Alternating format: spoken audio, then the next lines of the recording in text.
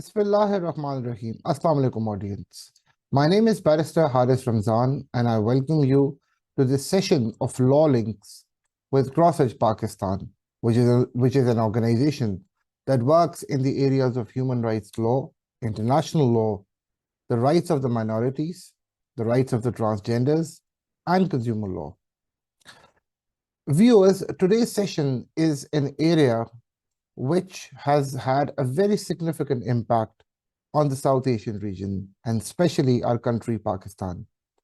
It is the creation of Bangladesh from East Pakistan and the division of this country, which is Pakistan. Starting from the very inception of this country, that is 1947, and the tenure before that, the history has always told us that the Bengali brethren of ours were at the forefront of the creation of Pakistan. They were the proposers, they were the base element behind the entire movement, and they were in the forefront of the Pakistan resolution itself. Why was it that after the creation of Pakistan, the events changed to such a level that from 47 till 71, there was so much hatred between both the sides, that is the West Pakistan and the East Pakistan. And the Bengali brothers finally decided to move away from their Western brothers. The question has always had a very strong impact, not only in my mind, but I would say that the entire nation has always been thinking that what went wrong? Why did it happen? Since our childhood days, we have been told a narrative that there was a Mukti Bahini movement and there were certain elements within the Bengali people who never wanted to live with the Western side. However, as the time progressed and the more neutral knowledge that was given to us, or we had access to that, we came across a totally different story, which actually happened in the events that led to the liberation of Bangladesh. Today, the session is focusing on this area. We would be discussing, firstly, what were the reasons that led to the separation of Bangladesh, rather the separation of East Pakistan into Bangladesh, and what would be the way forward. And in this regard, we have two very eminent personalities with us. I'm thankful to Barrister Sarwar Hussain, who will be joining us shortly from Bangladesh. I would like to share his profile with you. Barrister Sarwar Hussain is a practicing barrister from the Honourable Society of the Lincoln's Inn and a practicing barrister of the Supreme Court of Bangladesh. Previously, he served in Bangladesh Army and was commissioned from the Bangladesh Military Academy in Infantry Regiments. While in Army, he served in a number of units and later was part of the United Nations peacekeeping mission before taking voluntary retirement after serving for 20 years in the military. Barrister Sarwar has done his graduation and post-graduation from 4 different universities of the world. He did his bachelor's from the University of Chittagong, MSS in International Relations from the University of Dhaka, LLB Honours from the University of London, and postgraduate diploma in legal studies from this City University, London. Barrister Hussain is involved in politics in Bangladesh National Movement. The party's name is BNM, and which is a new party.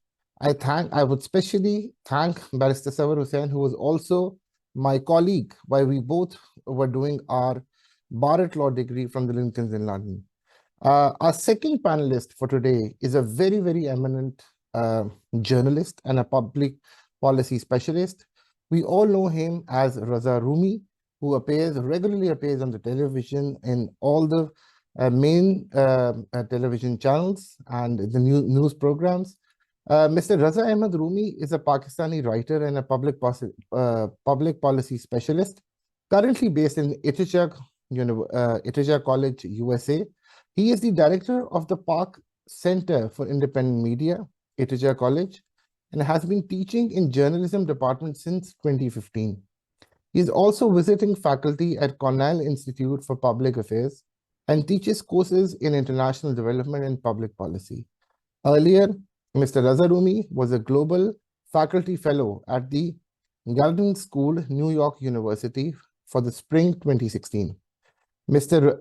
Raza Rumi was a fellow at New America Foundation, United States Institute of Peace, a fellow at National Endowment for Democracy, and currently a member of think tank at Laboratory for Global Performance in Politics, Georgetown University. He is also a senior fellow at the Jinnah Institute in Islamabad. Prior to his entry into journalism, Mr. Raza Rumi worked as a governance and capacity development specialist for the Asian Development Bank and the government of Pakistan, a number of Pakistani non-governmental organizations, and the United Nations mission in Kosovo. I would specially thank both the panelists for sparing their valuable time and being part of this session. We would be joining them. We have with us two very eminent personalities from both the countries. Firstly, I would thank Barrister Sarwar Hussain for specially joining us from Bangladesh. Thank you, Barrister Sarwar, for coming in and joining us. Thank you. Thank you. Secondly, we have Raza Ahmed, popularly known as Raza Rumi, a very eminent journalist in Pakistan. I have already shared the profile. And I thank you, Raza bhai, for joining in, for being a part of this session. So first of all, I will start with Barrister Sarwar. What are your views about the entire events of 71? What do you think that after 1947, and especially the role of the Bengalis in the creation of Pakistan, we know that they were at the forefront. They were the one who proposed the concept of Pakistan and were part and parcel of the creation of Pakistan. What do you think were the reasons that led to the events of 71 and the separation of East Pakistan? Thank you very much for inviting me in your show, and thank you, the distinguished participant, Mr. Raza Rumi. You know that I practice in Bangladesh, in the Supreme Court of Bangladesh, and earlier I served in Bangladesh Army for 20 years. I took voluntary retirement. Then we did bar together. And while we had been in London, UK, sometimes we shared our views. And I'm going to share that same view, what I think, why Pakistan was separated, why Bangladesh was independent. I view in this way, whatever I have learned, just to share that I am also a student of international relations from University of Dhaka, and South Asian study was my subject. So I see that, and we talk like that, the separation, the seed of separation, the elements of separation was seed in 1947. First of all, I view like that the division in 1947 was faulty. The British policy has divided in a manner that two countries having 1,200 miles in between, a enemy country to say, and with the only bondage is religion. And in West Pakistan, there is a bit chunk of land, and then East Pakistan, now Bangladesh, a small pocket of land, very small portion of land. We clearly remember in the Lahore resolutions, it was number of Muslim states. And as a student of IR, we have read the books and articles that there was a wrong history since 1947, that the Congress was trying to blame the then Muslim League, that Muslim League was responsible for the division of the sub-country. Now truth has revealed that it is Congress it is Hindus who are responsible for the division of this subcontinent, and this was been again written by by another writer who is a friend of Nehru, that it was the division, the responsibility was mainly on the Congress.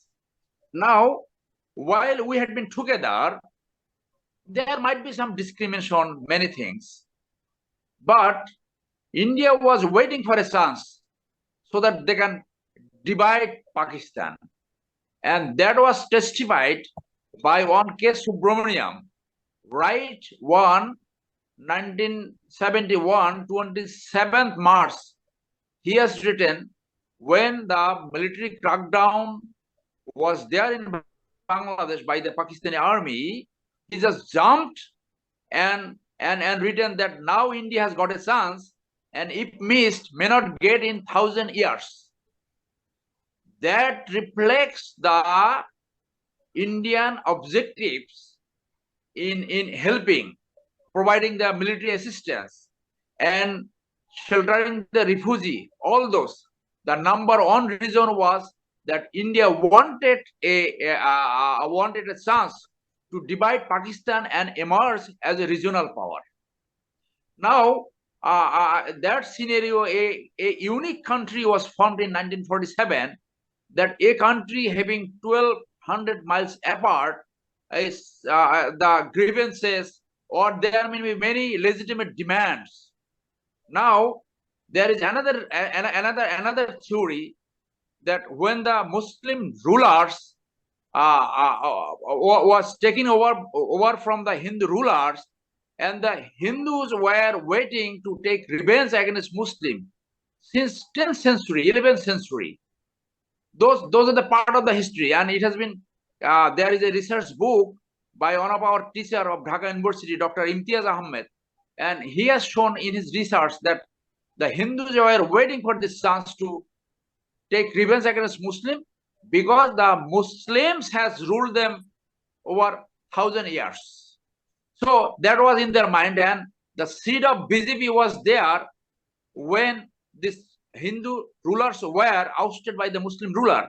And when British took over, British gave this idea to the Hindus, Brahmins, that Muslim has been taking power from you. We have taken power from the Muslim. You must be loyal to us. We will give you all the rights and privileges. And thereby 190 years, 190 years they have enjoyed this. Raza Rumi into the conversation as well, so that we have his part of the understanding of the entire. I finished on a minute. I finished on a minute. Okay, so they really got the chance in 1947, and finally they got in 1971. Okay. So in Bangladesh, those who are conscious, they really know that the Indian support to the liberation of Bangladesh, the main cause was to divide Pakistan, and they have achieved that.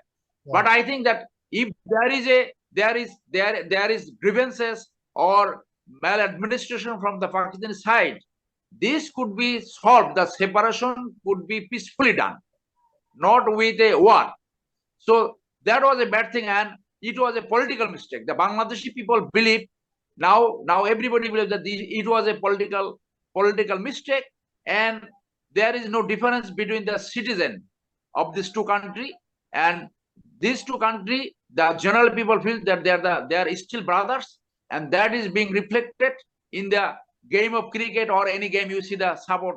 If the India and Pakistan play, the Bangladeshi people always support Pakistani team. So here I end in the first phase. Thank you. Thank you, Barrister Sarwar, for a very, very insightful view. Raza, I would like to pose the same question to you. What are your views about this entire pre-70? Well, I mean, I think it's a mixed feeling. Obviously, the Bangladeshis celebrate, this December. They gained independence. They fought a valiant struggle for their rights, for their political and economic rights. But for Pakistanis, it is also a sad moment, particularly for the people of Pakistan, many people of Pakistan who were not involved in the decision-making in 1970 and 71. What was happening was being managed by a small group of military junta that held elections, refused to transfer power to the winner, that is Sheikh Mujib, who had won the election in 1970. So, our struggle is still continuing. We still want a fair election in Pakistan. We still want power to be transferred to the party that wins. And, so in a way, this history is both a reminder and haunting, because it also shows when you give up democratic principles, when you give up principles of fair distribution of wealth, resources, political power, you create a vacuum and you create divisions within the country and society. And that is exactly what happened. I mean, if you look at our history, I mean, Sarwar Saab has mentioned the long view of history, but if you just focus it on in the 1940s, the movement for Pakistan was actually most popular in the current Bangladesh, in East Pakistan, where there was a popular support for this idea, where Jinnah was respected, and other Bengali leaders, and they fought for this country. And then once the country was made, our elites in West Pakistan, now Pakistan, pushed the Bengalis aside. They said, you have nothing to do with this country. You go and live there. We will rule the country. We will have the higher share of bureaucrats in the army, higher share of resources. And there was a consistent feeling and perception of denial of rights. 71 did not happen in a vacuum. It was ongoing, because there was this feeling of, being left out, being mistreated. And I think the greatest lesson for Pakistan as a federation, because we are a federation, is that we have to give all constituent units a right, because, that is what we were doing. We were not giving the East Pakistanis and now Bangladeshis their due rights. And then obviously they rebelled and they seceded. They wanted a separate country. But of course, there's another angle which is very important, and that has to do with the role of India, that in Pakistan, India took advantage of this situation. So, that is also a reality. But more importantly, the breakdown of political dialogue. I think Sheikh Mujib was open to negotiations. As we read now from different accounts, Sheikh Mujib was not averse to the idea. I mean, he had given his 6 points and a confederal formula where East and West Pakistan could be together. But, the West Pakistani elites were not willing to accept that. They wanted complete share of power. And that is the biggest lesson for us Pakistanis. But, Bangladesh has done well. They are brothers and sisters. And I wish them, further prosperity and development, because, look at their social indicators, their GDP growth. Nowadays, it's a bit difficult for Bangladesh also, but that's a global thing. But, they have brought people outside poverty. They have given higher literacy rate, better education for women, better labor force participation for women. So that is also a reminder for us that, we had, during while Pakistan was united, there was greater poverty in East Pakistan and the social indicators were worse. So obviously, Bangladesh has done very well. Now, honestly, we can go on and on about history. As I mentioned to you, Haris, there's so much that we can pick bones with, so many differences. Of course, there were differences and there are differences, but we have to think of the future, of the younger generations, generations which were born in the 90s, in the 80s, who haven't seen that whole idea. For them, it is all history of what they read in textbook, what politicians speak here and there. I mean, so it's time that, we try to heal the wounds and we try to move on.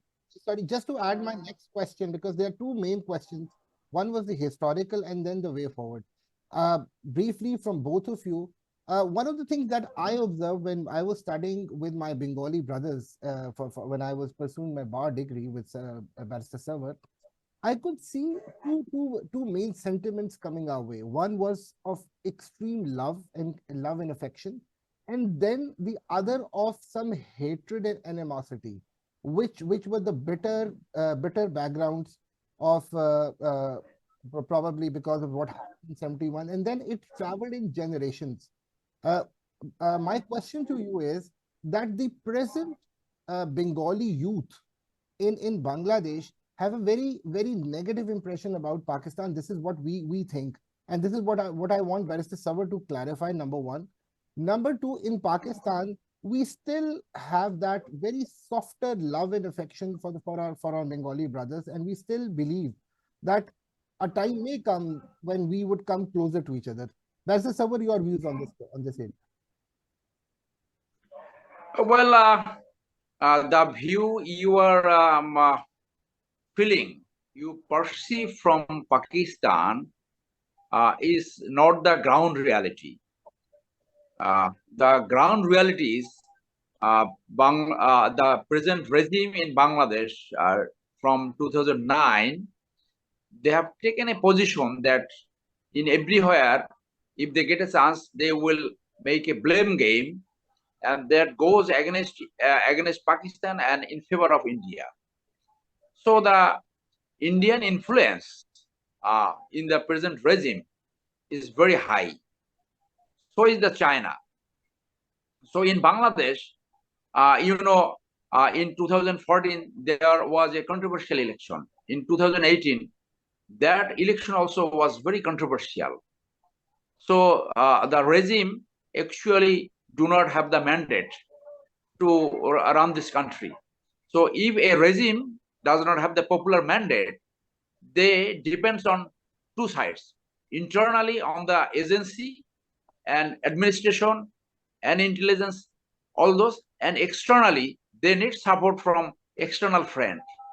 In this case, the present regime run by Awami League is heavily dependent of India, which she has expressed that whatever I have given to India, India will remember ever. So this government policy is being projected in all the media, electronic and print media. But I am telling you, that's not the actual sentiment the Bangladeshi people holds. What actual sentiment Bangladeshi people hold is reflected in the game of cricket. That you can understand. And those, if you talk to person, then you will understand that the brotherly attitude between the people of Pakistan and Bangladesh has never affected by any political situation. That's my understanding. So in Bangladesh, all the media, they have the editorial policy. They want to do the business. So satisfying the government, satisfying in many cases, India has become a pattern of Bangladeshi media.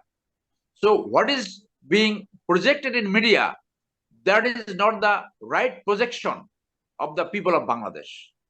Just if you talk any person, then you will get this sentiment. So that's why when we meet a Pakistani friend, we said that don't make a perception by seeing the newspaper only. If you do not talk to the persons, then you will not understand the clear message. So in Bangladesh, the people also understand and very friendly with the Pakistani people, and this sentiment has been accelerated by the BJP policy in India, which is following a radical Hindutvadi policy. So that has, I think, further a factor to making a bondage between the people of these two countries. So in Bangladesh, the anti-Indian sentiment is ever high, is ever before, because of the Indian policy. So this government is highly dependent on India as an external friend, and in Bangladesh internally on the administration and all other agency other than the people. Right. Now they have come to a position that they cannot give an election. If we feel that there cannot be a free and fair election under this regime. So that is the political scenario of Bangladesh. Yes, Bangladesh has progressed, as Mr. Raza Rumi has said, but this progress could be much higher rate if the corruption was less. In Bangladesh, 2% GDP is eaten up by the corruption. Huge money laundering. You just Google any newspaper in Bangladesh. Every day you will find that corruption, maladministration, and the less of democracy, and all the institution almost has become non-functional. Okay. So the inner feelings, the sentiment of the people bears in Bangladesh, that there is no difference between the people of Pakistan and people of Bangladesh. Right. So there are two versions. Two versions. One is the regime version, government version. Another is the popular version. So popular version is always friendly, and you can note it. And everybody in Bangladesh, those who are conscious, they understand the 1971 was a political problem. It should have been solved politically, as Mr. Reza has said. So the Awami League own, they should have been given the power. If Awami League run 5 years, there was no problem. So Bhutto and military junta should not have made this coup and killing the people of Bangladesh. So this feeling is there. Whatever has happened, there is a huge killing. So this should have been avoided by these two Muslim countries. This could have been done peacefully. This could have been done amicably. And if there was a discussion which Awami League were ready, there could be a loose federation. You could agree on a state system that let us agree on a loose federation. So it could be united. But I personally believe the main factor, the only religious bondage having 1,200 miles distance, today or tomorrow, if not 71, it would have happened in 81. If not 81, it might have happened in 91. Okay. Because this big factor, India in between, someday it could happen. But this should have been done peacefully, amicably, by mutual discussion. Thank you. Razavi, just to conclude, because we're heading towards the end, your final word, that what could be done to bring the countries together, and maybe in the future we could have the same love and affection towards each other. Thank you, Haris. I think, of course, it's a very complicated process. One of the major demands by Bangladeshis, different governments, has been that Pakistan should acknowledge the 1971 atrocities. Pakistan says that there were atrocities carried out by Mukti Bani as well, with the aid of Indian government and Indian military. So I think but we owe an apology. We owe an official, varnished, no ifs and buts, a clear apology to our Bangladeshi brethren and sisters that, our politicians, our military leaders were wrong. They should have not attacked their own people. They should have not fired at their own people, killed them.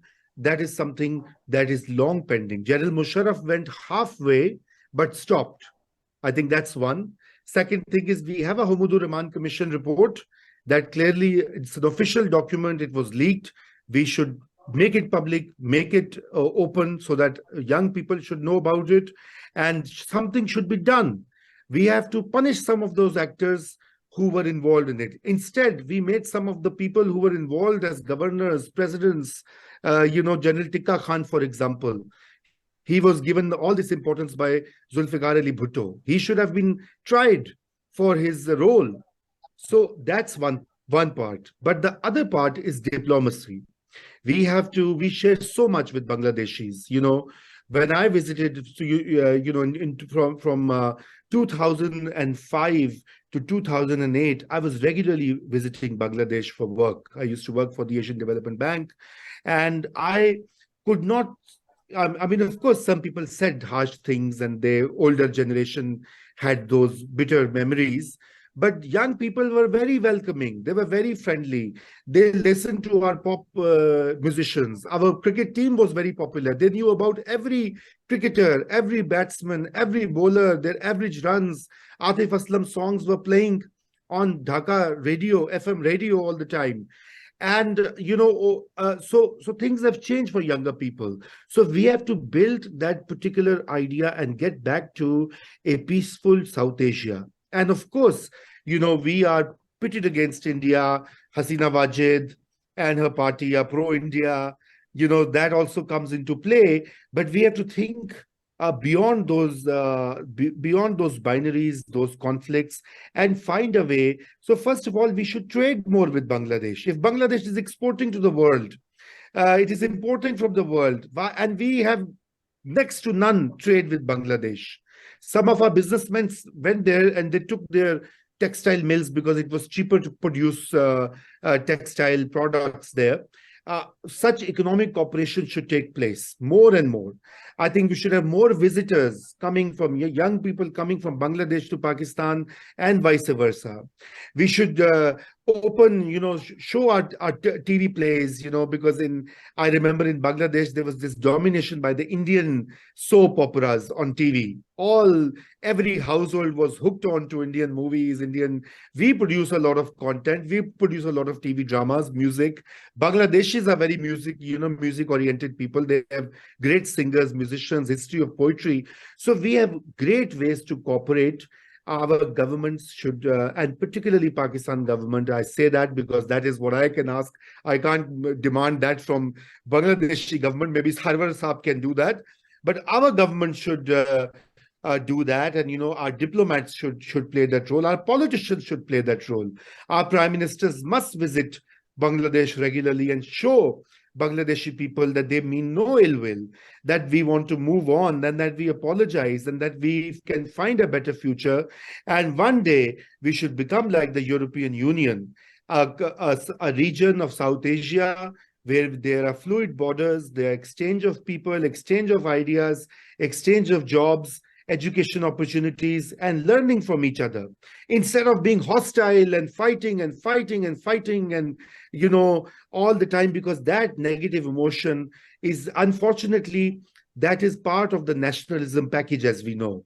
So we have to think beyond the nationalistic idea and think more of regional cooperation and regional amity. And I think we can do that. Haris, your generation has a chance. You are talking to Sarwar Saab, many others must be holding these conversations. I really appreciate that you did that, because this is, imagine if more and more conversations like this were to happen every year, hundreds of them, and internet allows us to do that, we would better understand each other rather than, finally, I must say that in Pakistan, what we have done is we have tried to erase the memory of Bangladesh and Bengalis.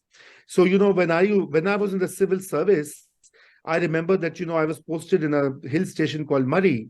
And even then, in the late 1990s, it had Bangla names of roads, which had been painted because they had a name in Urdu, a name in Bangla, because both were national languages later. And, they had been erased with the whitewash. So I used to go and check, and I would say maybe it's Hindi, but then I was told it was Bangla. And the thing is that, we cannot erase the memory. 1947 was a reality. 1971 was a reality. We have to acknowledge those two partitions, the mistakes that were made, and find and learn from them and move forward. Yeah, but we are closing our eyes. We have created a culture of forgetting. That should stop. Thank you so much, gentlemen, for sharing your valuable time. I understand you both have a lot of commitments, and I think it's just the start of the beginning. And as rightly said by Raza Rumi Saab, that this is something that we should be discussing more often. We should be interacting more often with each other, bringing in the cultures of both the countries together. The people-to-people contact should increase. And I think it's just a beginning. Thank you once again for your valuable time. And for the audience, I leave it to you to make up your own mind about the events and listening. And thank you for listening to our party. Thank you so much once again. Thank you once again. Thank you so much, Haris. Bye.